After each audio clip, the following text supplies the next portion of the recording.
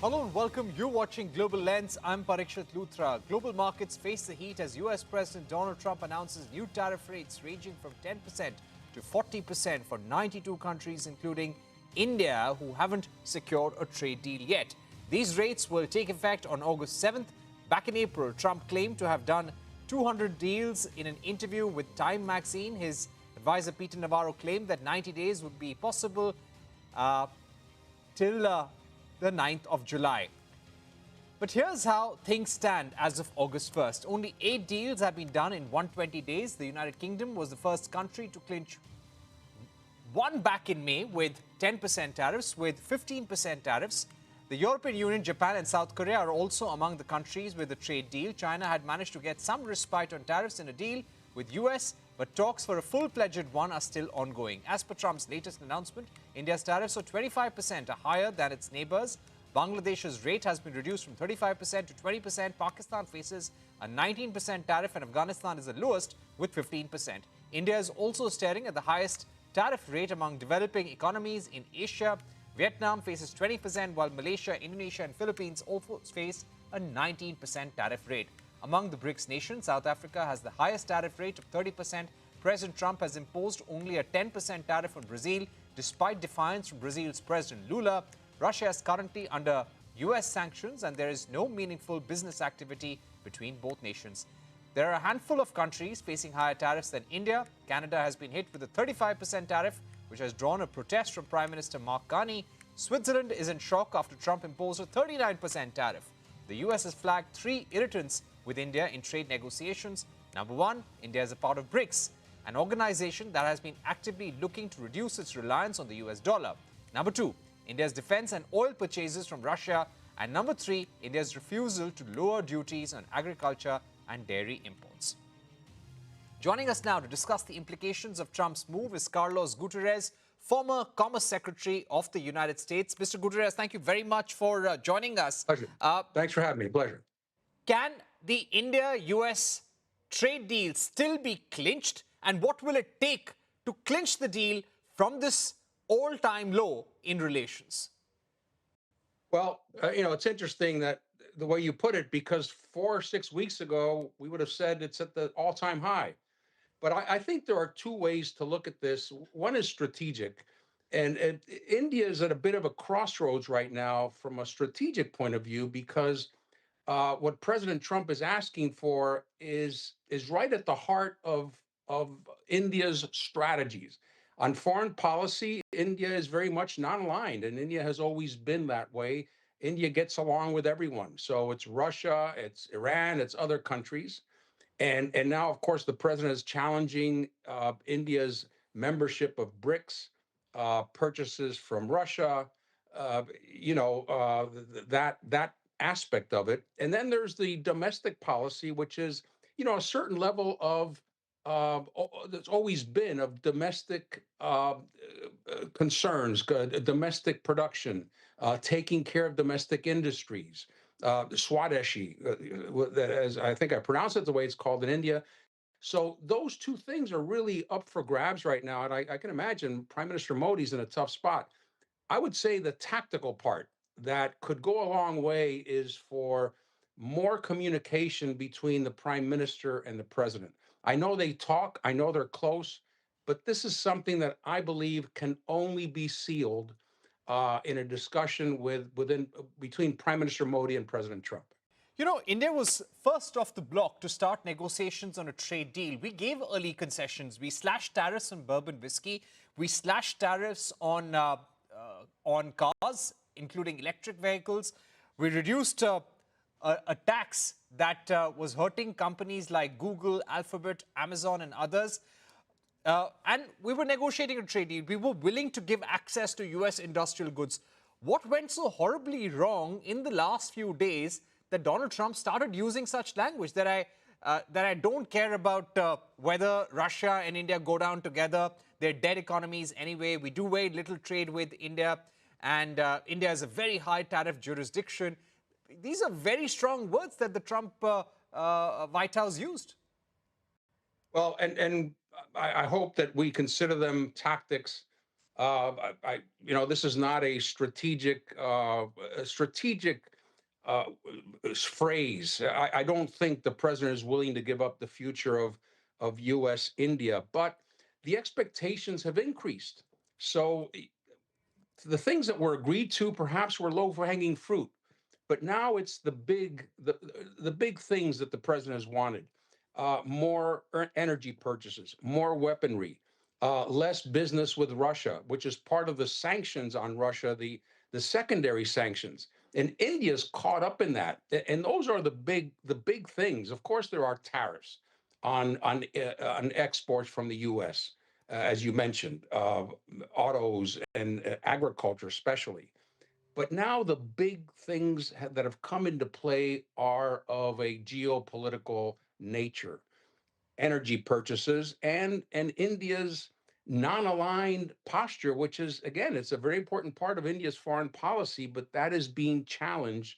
And that's why I think that on a strategic level, the prime minister is being, put on the spot.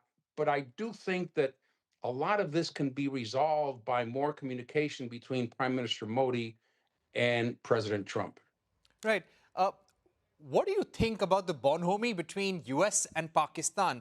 The president was all praise for Pakistan, saying that we're going to have a great deal, we're going to develop Pakistan's oil reserves, we'll choose a company.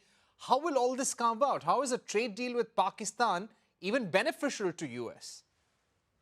Well, and I think we have to look at that again through the lens of the current situation. I don't believe it is a major geostrategic change, but it's something that caught a lot of people by surprise. It was a very swift move that the president made to reach an agreement with Pakistan, knowing, of course, that that may put pressure on India. So tactically, it was incredibly swift, and it caught a lot of people by surprise. But I wouldn't see it as a major strategic shift. I think it's a shift at the moment that serves the current negotiations. Right. Mr. Gutierrez, you spoke about India's non-aligned posture, and possibly this is something that is triggering the Trump administration. That on one hand, you want to have long-term strategic ties with the United States, but you want to maintain a relationship with Russia at its own level. You continue talking to China to balance ties at its own level as well. China is our adversary, but we're trying to manage the relationship. Is there something also strategically also going wrong? Is there some sort of frustration, or have things come to a point where the US is now actually saying that for 20, 25 years, we've tried to invest a lot in this partnership, but we need greater political alignment? Is that the message, underlying message of these tensions?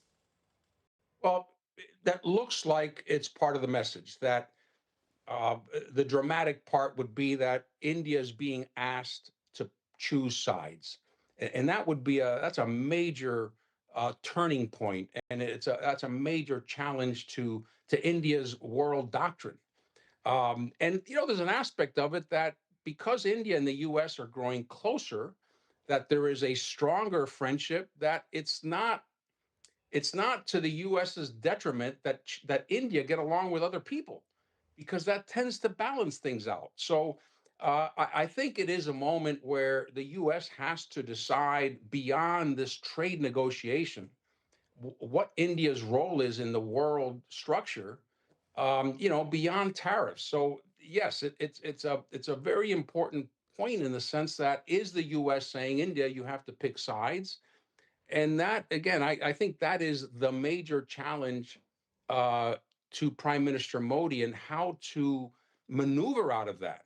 And I go back to, the lessons here is the relationship with President Trump. It's a very good relationship. And Prime Minister Modi has done a great job to reach out and try to get closer. That I believe is the only way out of this. Okay, I would also like to ask you, sir, now, what is the legal sanctity of these trade deals that are being signed? I found a statement by a South Korean leader very interesting. He said that there was no time for a written text. This was an oral trade agreement. We've not heard of oral trade agreements earlier. So what would you say about the larger sanctity? Because, trade negotiators are saying that, US is saying that they're getting a $550 billion investment from Japan, $350 billion investment from South Korea. But orally?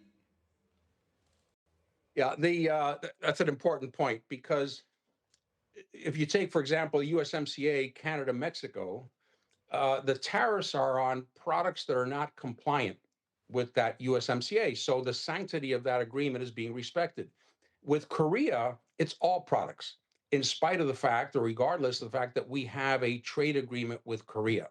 So those are things that are really being thrown up in the air. And I would say the way that it's being justified is that all of these trade actions are considered a national security concern, national security emergency by the U.S.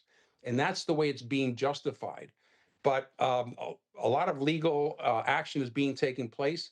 As we've seen in the past, the president will find a way to either delay a decision and continue to appeal and raise it higher, even to a Supreme Court, um, or find other ways to impose or to exert influence or power on trade.